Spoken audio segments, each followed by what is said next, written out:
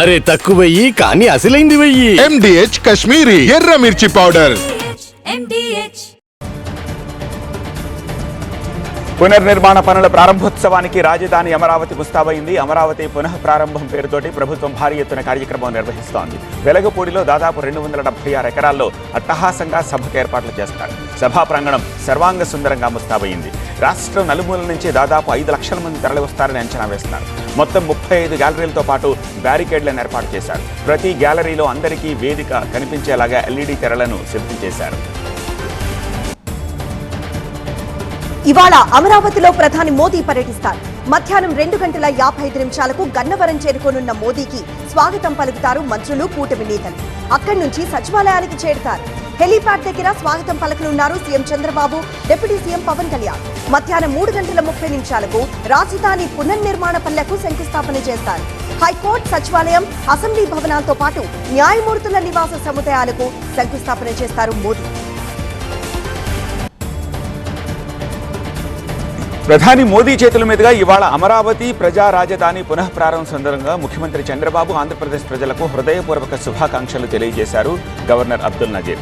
రాష్ట్ర ప్రజల చిరకాల కోరిక, వారి కలల రాజధాని త్వరలోనే సాకారమవుతుందని ఆశిస్తున్నా అని గవర్నర్ ఎక్స్లో పోస్ట్ చేశారు. రాజధాని అమరావతి పునః ప్రారంభోత్సవానికి అన్ని ఏర్పాట్లు చేసినట్లు మంత్రి నారాయణ తెలిపారు. సభ ఏర్పాట్లను పరిశీలించారు. రాజధాని కోసం అమరావతి ప్రాంత రైతులు చేసిన త్యాగం మరవలేందన్నారు. రాజధాని పునః ప్రారంభోత్సవానికి సీఎం చంద్రబాబు వారిని స్వయంగా ఆహ్వానించారని తెలిపారు. సభకొచ్చే వారికి ఇబ్బందులు లేకుండా ఏర్పాట్లు చేశామన్నారు. అధికారులతో కలిసి సమన్వయంతో ముందుకు వెళ్తున్నామన్నారు.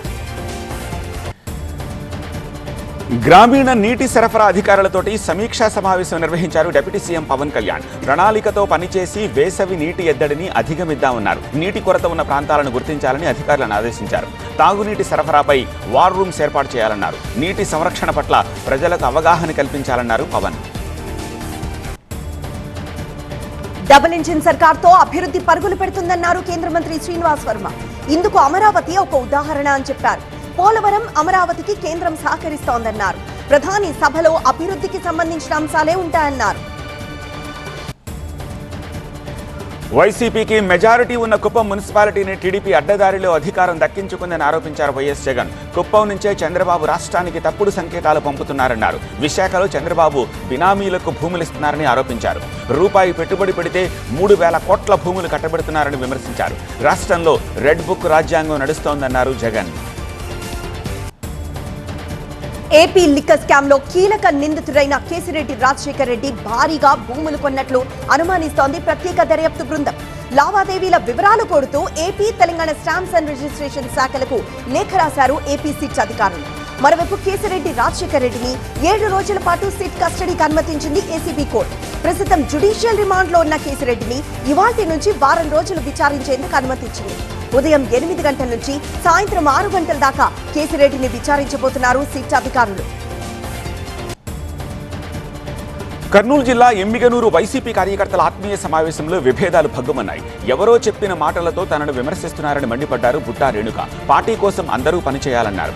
రానున్న రోజుల్లో ఎవరికి పదవులొస్తాయో తెలియదన్నారు. జగన్ గెలుపు కోసం అందరూ కష్టపడాలన్నారు. అనుచరుల మాటలు విని బుట్టా రేణుక నష్టపోతున్నారని, ఎవరికీ భయపడేది లేదన్నారు మాజీ ఎమ్మెల్యే చెన్నకేశవరెడ్డి. సాయంత్రం ఢిల్లీలో కాంగ్రెస్ వర్కింగ్ కమిటీ సమావేశం జరగనుంది. ఈ సమావేశానికి హాజరయ్యేందుకు సీఎం రేవంత్ రెడ్డి ఢిల్లీకి వెళ్లనున్నారు. ఈ సమావేశంలో కాంగ్రెస్ అగ్రనాయకుడు రాహుల్ గాంధీ, సోనియా గాంధీ, కాంగ్రెస్ అధ్యక్షుడు మల్లికార్జున ఖర్గే, ఏఐసీసీ నాయకులతో పాటు అన్ని రాష్ట్రాల ముఖ్య కాంగ్రెస్ నేతలు హాజరు కానున్నారు. కేంద్ర ప్రభుత్వం ప్రకటించిన కులగణనపై ఈ సమావేశంలో ప్రధానంగా చర్చించనున్నట్లు తెలుస్తోంది. తెలంగాణ కులగణన దేశానికి ఆదర్శమైందన్నారు మంత్రి ఉత్తమ్ కుమార్ రెడ్డి. రాహుల్ ఒత్తిడితోనే కేంద్ర ప్రభుత్వం కులగణన నిర్ణయం తీసుకుందన్నారు. రాష్ట్ర ప్రభుత్వ కులగణన సర్వేపై బీజేపీ విమర్శలు అర్ధరహితమన్నారు. స్వతంత్ర భారతదేశంలోనే సైంటిఫిక్ గా తెలంగాణ కులగణన సర్వే జరిగింది అన్నారు. 42% బీసీ రిజర్వేషన్ల కోసం చట్టం చేసి రాష్ట్రపతికి పంపామని, అక్కడ ఆమోదం పొందేలా రాష్ట్ర బీజేపీ నేతలు కృషి చేయాలి అన్నారు మంత్రి ఉత్తమ్. సమ్మెకు సై అంటోంది తెలంగాణ ఆర్టీసీ కార్మిక సంఘాల జేఏసీ. ఈ నెల 7 నుంచి సమ్మె బాట పట్టనున్నట్టు జేఏసీ నేతలు ఇప్పటికే స్పష్టం చేశారు. ఆర్టీసీ సమ్మెపై స్పందించిన సీఎం రేవంత్ సమస్యలుంటే ప్రభుత్వంతో చర్చించాలి అన్నారు. సమ్మె ఆలోచన సరికాదన్నారు.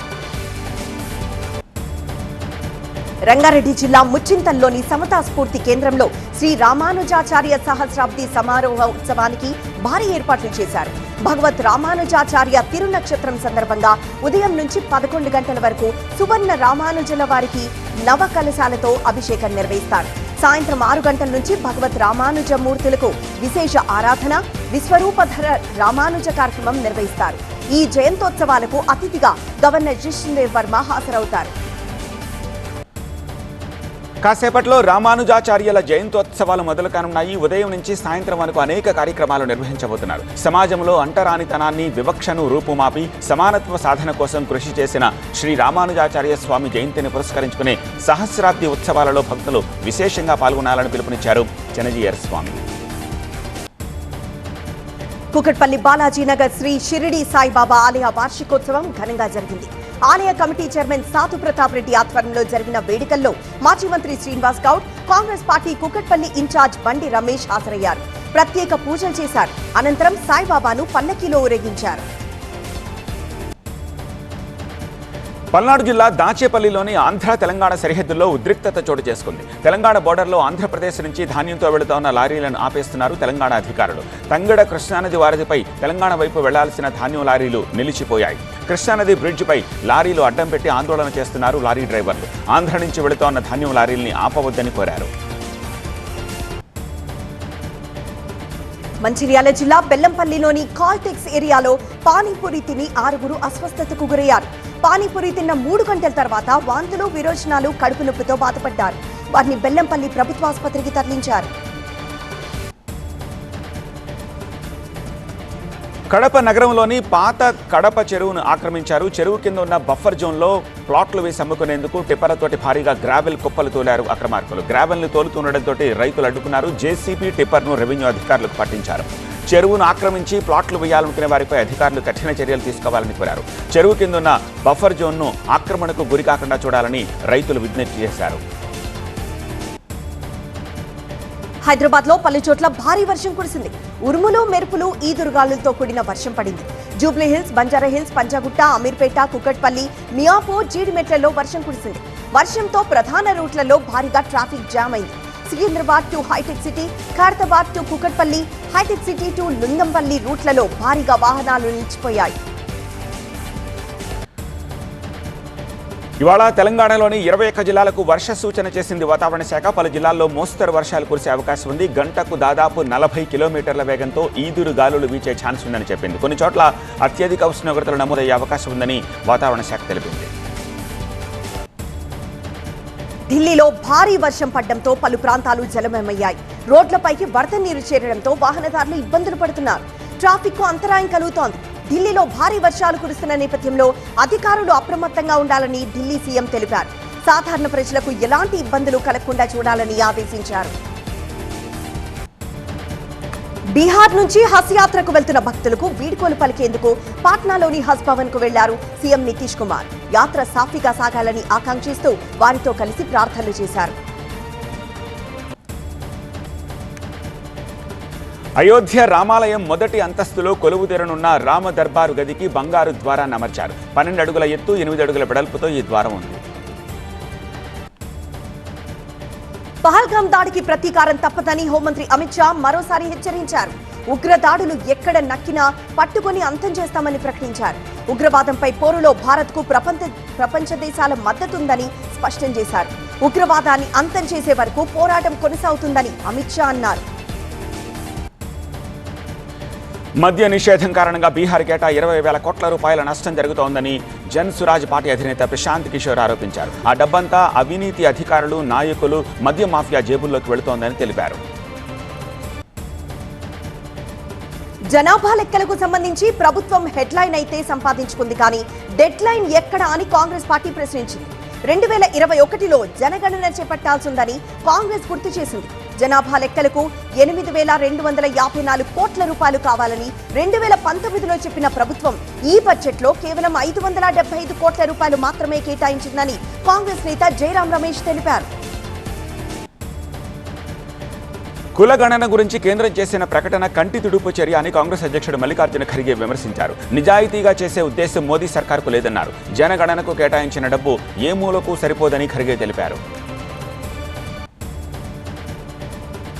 ఎలక్టోరల్ రోల్స్ లో ఖచ్చితత్వాన్ని మెరుగుపరిచేందుకు ఎన్నికల సంఘం 3 కొత్త చర్యలు చేపట్టింది. ఇందులో భాగంగా మరణాల రిజిస్ట్రేషన్ డేటాను ఎలక్షన్ డేటాతో ఎలక్ట్రానిక్ రూపంలో అనుసంధానం చేయనుంది. ఓటర్లకు అందించే స్లిప్పులు మరింత స్పష్టమైన సమాచారంతో అందిస్తారు. బూత్ స్థాయి అధికారులకు ఐడెంటిటీ కార్డులు జారీ చేస్తారు. షర్బత్ జిహాద్ విషయంలో యోగా గురు రామ్దేవ్ పై ఢిల్లీ హైకోర్టు తీవ్ర ఆగ్రహం వ్యక్తం చేసింది. ఆయన ఎవరి నియంత్రణలో ఉండరని, తన సొంత ప్రపంచంలో జీవిస్తారని వ్యాఖ్యానించింది. ఏప్రిల్ 22న తాము జారీ చేసిన సూచనలను రామ్దేవ్ ధిక్కరించారని స్పష్టం చేసింది. ఈ విషయంలో ఆయనకు నోటీసులు జారీ చేస్తున్నట్టుగా న్యాయస్థానం ప్రకటించింది. ముంబై వేదికగా జియో వరల్డ్ కన్వెన్షన్ సెంటర్లో ప్రతిష్టాత్మక world audio visual and entertainment summit ఘనంగా ప్రారంభమైంది. ముఖ్య అతిథిగా ప్రధాని మోదీ వచ్చారు. ఐకాన్ స్టార్ అల్లు అర్జున్ ఈ కార్యక్రమానికి ప్రత్యేక ఆకర్షణగా నిలిచారు. ఆయనతో TV9 managing director Varun Das చేసిన ఇంటర్వ్యూ వైరల్ గా మారింది. తనకు గొప్ప స్ఫూర్తి ఇచ్చిన వాళ్లలో మామయ్య మెగాస్టార్ చిరంజీవి ఒకరని చెప్పుకొచ్చారు అల్లు అర్జున్. మహేష్ బాబు రాజమౌళి కాంబినేషన్లో వస్తున్న సినిమా షూటింగ్ ఇప్పటికే పలు షెడ్యూల్స్ పూర్తి చేసుకుంది. ఈ చిత్ర షూట్కు 40 రోజుల పాటు బ్రేక్ ఇచ్చినట్టుగా తెలుస్తోంది. ఎండలు మరీ ఎక్కువగా ఉండడంతో యూనిట్కు సమ్మర్ హాలిడేస్ ఇచ్చేశారు జక్కన్న. ఈ బ్రేక్లో మహేష్ తన ఫ్యామిలీతో కలిసి ఫారెన్ ట్రిప్ ప్లాన్ చేయబోతున్నట్టుగా ప్రచారం జరుగుతోంది. నాని శ్రీనిధి శెట్టి జంటగా శైలేష్ కొలను తెరకెక్కించిన సినిమా హిట్ 3. మే 1న విడుదలైన ఈ చిత్రానికి అన్ని వైపుల నుంచి అద్దరిపోయే వసూళ్లు వస్తున్నాయి. ఈ సినిమా సక్సెస్ మీట్ ఏర్పాటు చేసింది చిత్ర యూనిట్. తెలుగు ఇండస్ట్రీకి కూడా హిట్ 3 విజయం ఊపిరిగా మారిందంటున్నారు నిర్మాత దిల్ రాజు. ప్రభాస్ ప్రస్తుతం రాజాసాబ్, ఫౌజీ సినిమాలతో బిజీగా ఉన్నారు. వీటి తర్వాత సందీప్ రెడ్డి వంగ దర్శకత్వంలో స్పిరిట్ సినిమా చేయనున్నారు. ఈ సినిమా వాయిదా పడుతుందనే ప్రచారానికి ఫుల్ స్టాప్ పెట్టారు నిర్మాత టీ సిరీస్ భూషణ్ కుమార్. మరో 3 నెలల్లో స్పిరిట్ షూట్ మొదలవుతుందని తేల్చేశారు భూషణ్. బ్యాడ్మింటన్ జోడీ సాత్విక్ సాయిరాజు అలాగే చిరాగ్ శెట్టి మేజర్ ధ్యాన్ చంద్ ఖేల్ రత్న అవార్డు అందుకున్నారు. క్రీడా శాఖ మంత్రి మన్సుఖ్ మాండవ్య వారికి అవార్డు అందించారు. 2023లో వారికి ఈ అవార్డు ప్రకటించిన టోర్నమెంట్ల బిజీతోటి వారు తీసుకోలేకపోయారు. ఐపీఎల్లో ముంబై ఇండియన్స్ మరోసారి సత్తా చాటింది. జైపూర్లో జరిగిన మ్యాచ్లో రాజస్థాన్ రాయల్స్ ను 117 పరుగుల తేడాతో ఓడించింది. తప్పక గెలవాల్సిన పోరులో రాజస్థాన్ సమిష్టిగా విఫలమైంది. ఆడిన 11 మ్యాచ్లకి గాను 8ంటిలో ఓడి ప్లే ఆఫ్ రేస్ నుంచి నిష్క్రమించింది. మొదట బ్యాటింగ్ చేసిన ముంబై రికెల్టన్, రోహిత్ శర్మ, సూర్యకుమార్ యాదవ్, హార్దిక్ పాండ్యా రాణించడంతో నిర్ణీత ఓవర్లలో 217 పరుగులు చేసింది. ఛేదన్లో రాజస్థాన్ 16.1 ఓవర్లలో 117 పరుగులకే కుప్పకూలి ఓటమి పాలైంది. అరే తక్కువయ్యి కానీ అసలైంది వెయ్యి. MDH కాశ్మీరీ ఎర్ర మిర్చి పౌడర్.